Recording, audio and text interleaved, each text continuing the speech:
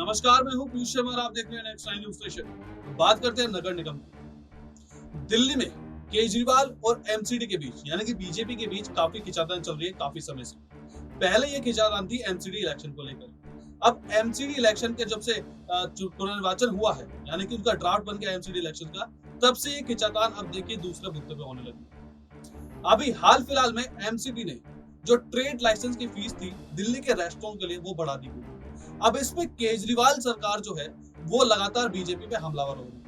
मनोज तिवारी का रेफरेंस लेकर उन्होंने साफ साफ दुर्गेश पाठक ने आम आदमी पार्टी के जो विधायक है नए विधायक बने, उन्होंने मनोज तिवारी का रेफरेंस लेकर यहाँ पे उनपे बीजेपी पे हमला बोला है। आपको इस रिपोर्ट में बताते हैं कि उन्होंने क्या क्या ऐसा बोला है और कैसे इसको बीजेपी ने टैकल करा है। देखिए रिपोर्ट। लाइसेंस फीस को बढ़ाए जाने पर विरोध। आम आदमी पार्टी ने बीजेपी शासित एमसीडी द्वारा ट्रेड और स्टोरेज की लाइसेंस फीस को बढ़ाए जाने पर विरोध जताया है। साथ ही बीजेपी से इस फैसले को वापस लेने की भी मांग की है। एमसीडी प्रभारी दुर्गेश पाठक ने कहा कि बीजेपी दिल्ली के व्यापारी वर्ग को बर्बाद करना चाहती है, इसलिए 500 की फीस को बढ़ाकर लगभग 1 लाख कर दिया है। 10 वर्ग मीटर की दुकान पर 500 रुपए की फीस को बढ़ाकर 40,000 कर दिया है।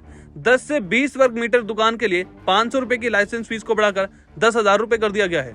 वहीं 21 से 400 वर्ग मीटर के लिए 500 रुपए की लाइसेंस फीस को बढ़ाकर 21,000 रुपए किया है और 400 वर्ग मीटर से अधिक के लिए अब 72,000 रुपए की लाइसेंस फीस देनी होगी।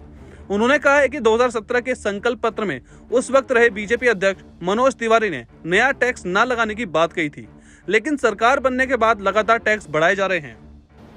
भारतीय जनता पार्टी को भी ये पता है कि अब दिल्ली में उनकी राजनीति का अंत हो चुका है। स्थिति यह है कि चुनाव कराने से भी भाग रहे हैं वो लोग। उनको पता है कि अगर अब दिल्ली में अगले 50 साल तक भारतीय जनता पार्टी नहीं आने वाली है, इसलिए वो एक बदले की राजनीति कर रहे हैं, एक युद्ध की राजनीति कर रहे हैं।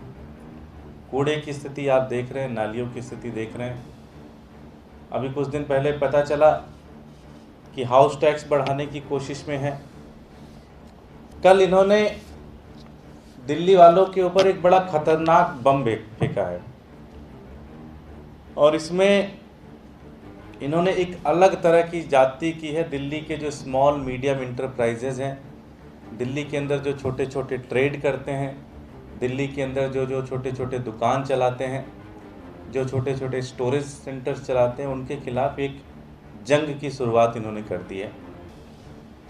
इन्होंने कल उनके trade and storage license fees जो होते हैं वो कई 100 गुना बढ़ा दिए। मैं आपको बताता हूँ क्या क्या किया इन्होंने। पहले अगर किसी की 10 स्क्वायर मीटर की दुकान होती थी तो ट्रेड लाइसेंस लेने के लिए उसको 500 रुपये देना पड़ता था। अब इन्होंने उस रेट को बढ़ाकर 4,000 कर दिया। 10 से लेके 20 स्क्वायर मीटर के बीच में कोई जगह होती थी तो 500 रुपये देना पड़ता था। अब इसको इन्होंने बढ़ाकर 10,000 रुपये कर दिया। 21 स्क्वायर मीटर से 400 स्क्वायर मीटर की कोई जगह होती थी तो सिर्फ 500 रुपये देना पड़ता था। मतलब आपको कोई भी ट्रेड लाइसेंस बनवाना है तो सिर्फ 500 रुपये देने पड़ते थे। अब इन्होंने किया कि अगर 21 से लेके 400 स्क्वायर मीटर की अगर आपकी दुकान है तो आपको 21,000 रुपये देने पड़ेंगे।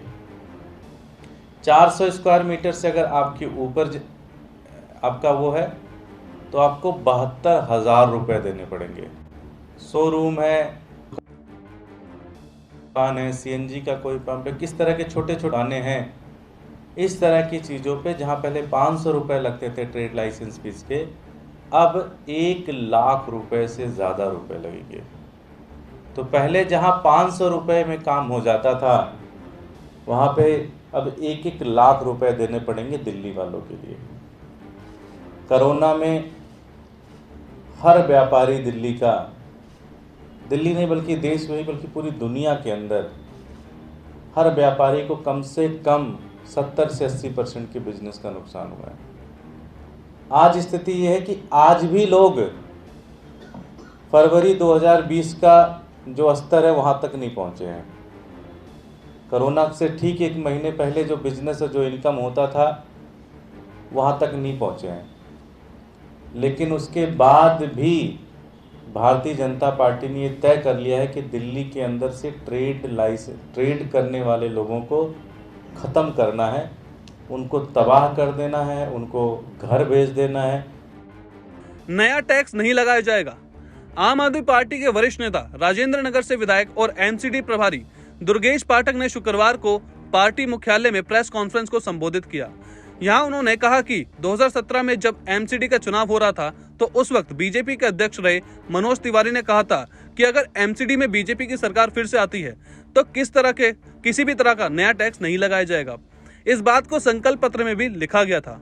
बीजेपी को पता है कि दिल्ली में उसकी राजनीति का अंत हो चुका है, इसलिए उन्होंने दिल्ली वालों को परेशान करने की कसम खाई है। स्थिति यह है कि चुनाव कोरोना के से भी भाग रहे हैं और कुछ दिनों पहले पता चला कि एमसीडी हाउस टैक्स बढ़ा रही है। अब बीजेपी ने दिल्ली के छोटे छोटे और मध्यम उद्यम वाले, छोटे ट्रेडर्स, छोटी दुकान चलाने वाले और छोटे गोदाम चलाने वाले पर भी भारी मात्रा में टैक्स लगाने का फैसला किया है। लाइसेंस फीस पर कई गुना बढ़ोतरी। ट्रेड लाइसेंस फीस में हुई बढ़ोतरी की जानकारी देते हुए दुर्गेश पाठक ने कहा कि ट्रेड और स्टोरेज लाइसेंस की फीस कई गुना बढ़ोतरी होने जा रही है। पहले 10 वर्ग मीटर की दुकान के लिए 500 रुपए की ट्रेड लाइसेंस फीस देनी पड़ती थी, अब उसे बढ़ाकर 4000 कर दिया गया है। बीजेपी ने 500 की जगह सीधा लाख रुपए की फीस वसूली चाहती है। एमसीडी प्रभारी ने कहा है कि कोरोना में हर व्यापारी को कम से कम 70% नुकसान हुआ है। आज भी लोग उस नुकसान की मार झेल रहे हैं। बावजूद इसके बीजेपी दिल्ली के ट्रेडर्स को तबाह करने में लगी हुई है। पिछले साल इन्होंने 500 रुपए बढ़ाने की बात की थी। आम आदमी पार्टी के विरोध के बाद बीजेपी ने फीस बढ़ाने का फैसला वापस ले लिया था, लेकिन आज बीजेपी ने 500 रुपए की जगह सीधा लाख रुपए की फीस वसूलने का फैसला किया है। यह दिल्ली वालों के साथ सरासर धोखा है। व्यापारियों की महापंचायत।